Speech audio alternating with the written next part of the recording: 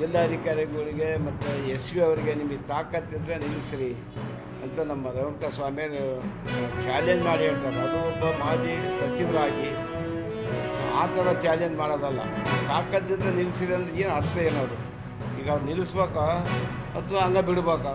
ನಿಲ್ಲಿಸಲೇಬೇಕಾಗತ್ತೆ. ನಿಲ್ಲಿಸ್ಬೇಕಾದಾಗ ಅಲ್ಲಿ ಉದ್ಭವ ಆಗ್ತೈತೆ, ಭಾಳ ದೊಡ್ಡ ಗಲಾಟೆ ಆಗ್ತೈತಿ. ಅದು ಒಂಥರ ಯಾವುದ್ಯಾವುದೋ ಕೋಮ ಗಲಿಬಿಗೆ ಕೂಡ ಹೋಗ್ಬೋದು ಅದು. ಆವಾಗ ಅಂಥ ಸಂದರ್ಭದಲ್ಲಿ ಯಾರ ಕೈಲಿ ಬಗ್ಸೋಕ್ಕಾಗ್ಬೇಕು?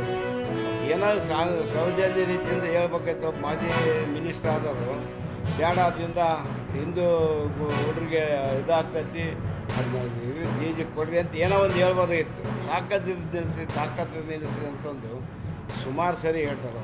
ಅದು ಅವರೊಂದು ಇದಕ್ಕೆ ಮಾಜಿ ಸಚಿವರಾಗಿ CM ಕಾರ್ಯದರ್ಶಿಯಾಗಿ ಅವ್ರು ಹಂಗೆ ಹೇಳೋದು ಅಲ್ಲದು. ಯಾಕಂದರೆ ಆ ಥರ ಹೇಳಿಕೆ ಕೊಡೋಂಥದ್ದಲ್ಲ ಅವರು. ಅದರಿಂದ ಹಿಂದೂ ಯುವಕರಿರಲಿ, ಮುಸ್ಲಿಮ್ಸ್ ಯುವಕರಿರಲಿ, ಯಾರಿಗೂ ಕೂಡ ಇವತ್ತು ಎಲ್ಲರಿಗೂ ಕೂಡ ಒಂದು ಪ್ರೀತಿ ವಿಶ್ವಾಸದಿಂದ ಹೋಗೋಂಥ ಸಂದರ್ಭ.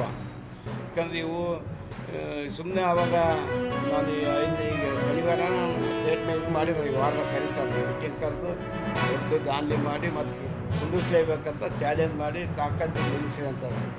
ಅದು ತಾಕತ್ತು ಪ್ರಶ್ನೆ ಬರ್ತದೆ. ಹಂಗೆ ಅನ್ಬೋದಂಗೆ ಅವರು ಅನ್ಬಾರ್ದಂಗೆ ಅವರು ಮಾಜಿ ಶಾಸಕರಾಗಿ ಅವರು ಆ ಥರ ಅಂದದ್ದು ದೊಡ್ಡ ತೆಪ್ಪದು.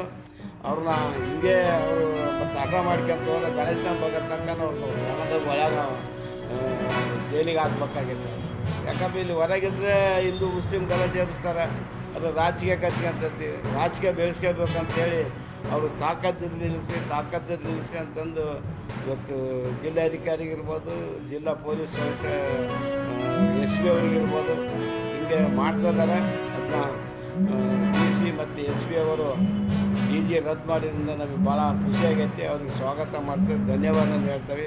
ಅದನ್ನ ಕಂಟಿನ್ಯೂ ಮಾಡಿ. ಇದು DG ಹಚ್ಚೋದು ಬೇಡ, ಅದ್ರ ಬದಲು ಬೇರೆ ಏನದವಲ್ಲ ಎಲ್ಲ ರೀತಿಯಿಂದ ನಾವು ನೋಡ್ಕೊಳ್ತಾ ಇರ್ಬೋದು. ಏನೋ ಎಲ್ಲನೂ ಮನೆ ಅದಾವೆ, ಅದರಿಂದ ಮಾಡಿ ಅಂತ ನಾನು ಅವರಿಗೆ ಮನವಿ ಮಾಡ್ಕೊಂತೀನಿ. ಇಂದು ರೇಷು ಜಾಸ್ತಿ ಆಗಬೇಕು ಮೀಸಲಾತಿ. ಯಾವ ಡೇಟಾ ಮೇಲೆ ಮೀಸಲಾತಿ ಕೊಡಬೇಕಂತ ಕೊಟ್ಟಿಲ್ಲ. ಆದರೂ ಗೊಂದಲವನ್ನು ಸೃಷ್ಟಿ ಮಾಡಬಾರ್ದು. ನಾವು ಈ ಮೀಸಲಾತಿಯಿಂದ ಈ ಸಮಾಜವನ್ನು ಮುಂದಕ್ಕೆ ಕೊಂಡೊಯ್ಯೋಣ ದಿಕ್ಕಿನಲ್ಲಿ ಇಡೀ ರಾಜ್ಯದ ಮಾದಿಗ ಸಂಘಟನೆಗಳು, ಮಾದಿಗ ಹೋರಾಟಗಾರರು ವಿಶೇಷವಾಗಿ ಒಪ್ಪಿ ನಾವು ಮುಂದುವರೆದಿದ್ದೇವೆ. ಆದರೆ ನಮಗೊಂದು ನೋವಿದೆ. ನಮಗಿಂತ SLCಯನ್ನು ಪಾಸ್ ಮಾಡಲಿಕ್ಕೆ ಶಕ್ತಿ ಇಲ್ಲದಂಥ ಸಮಾಜವನ್ನು ಬೀದಿಯಲ್ಲಿ ಪ್ರತಿನಿತ್ಯ ಬೆಳಗ್ಗೆ ತಮ್ಮ ಜೀವನಕ್ಕಾಗಿ ಓಡಾಡುವಂಥ ಅಲೆಮಾರಿ ಸಮುದಾಯಗಳನ್ನು ಮತ್ತೊಂದು ಬಲಾಢ್ಯ ಸಮುದಾಯಗಳ ಮಧ್ಯೆ ಮತ್ತು ಯಾವುದೇ ಸಮಾಜದ ಮಧ್ಯೆ ಸೇರಿಸಿರಲಿ, ಆದರೆ ಬಲಾಢ್ಯ ಸಮುದಾಯದ ಮಧ್ಯೆ ಅವರಿಗೆ ಸೇರಿಸಿ ಮೀಸಲಾತಿ ಕೊಟ್ಟಿರೋದು ಇದು ಸಮಂಜಸವಲ್ಲ, ನ್ಯಾಯಯುತವಲ್ಲ. ಆ ದಿಕ್ಕಿನಲ್ಲಿ ರಾಜ್ಯ ಸರ್ಕಾರ, ಈ ರಾಜ್ಯದ ಮುಖ್ಯಮಂತ್ರಿಗಳು ಸಾಮಾಜಿಕ ನೆಲೆಗಟ್ಟಿನ ಆಧಾರದ ಮೇಲೆ ಒಳ ಮೀಸಲಾತಿಯನ್ನು ಕರ್ನಾಟಕ ರಾಜ್ಯದಲ್ಲಿ ಒಪ್ಪಲಿಲ್ಲ, ಜಾರಿಯನ್ನು ಮಾಡಲಿಲ್ಲ.